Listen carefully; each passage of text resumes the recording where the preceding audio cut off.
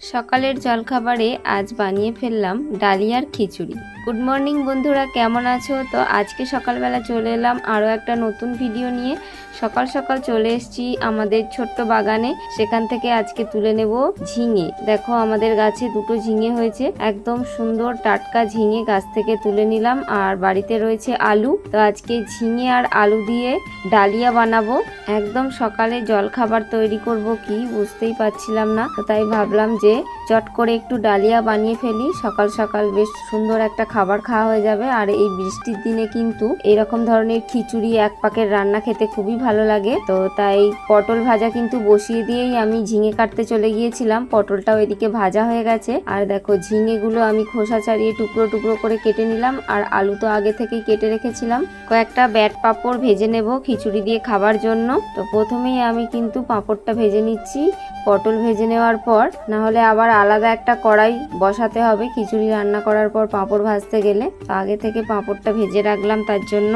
এবার আমরা তৈরি করে নেব ডালিয়ার খিচুড়ি। তার জন্য সর্ষের তেল দিয়ে দিয়েছি, আর দিয়ে দিলাম শুকনো লঙ্কা, গোটা জিরে আর মুগ ডাল। মুগ ডালটা একটু ডালের মধ্যে প্রথমেই নাড়াচাড়া করে নিলাম। এবার দিয়ে দেব আলু আর ঝিঙে আর আলুটাকেও একটু ভেজে নেব।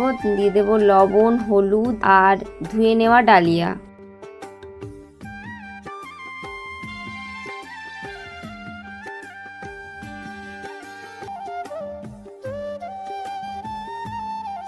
আমি এখানে লঙ্কার গুঁড়ো দিচ্ছি, তোমরা চাইলে কাঁচা লঙ্কাও দিতে পারো, কাঁচা লঙ্কা চেরা। তো সমস্ত কিছু দিয়ে ভালো করে কষিয়ে দিয়ে দিলাম জল। এবার ঢাকনা দিয়ে ভালো করে সিদ্ধ হওয়া পর্যন্ত ফুটিয়ে নেব।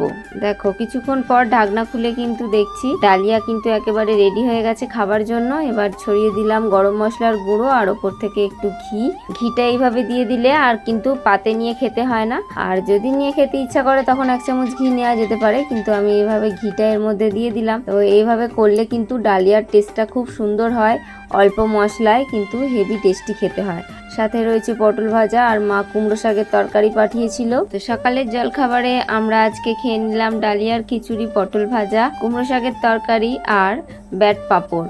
তো কেমন লাগলো আজকের আমাদের এই ডালিয়া জলখাবার তোমাদের কমেন্ট করে জানাবে। এইভাবে কারা কারা ডালিয়া খেতে পছন্দ করো। আজকের মতো ভিডিও এখানে শেষ করছি, টাটা।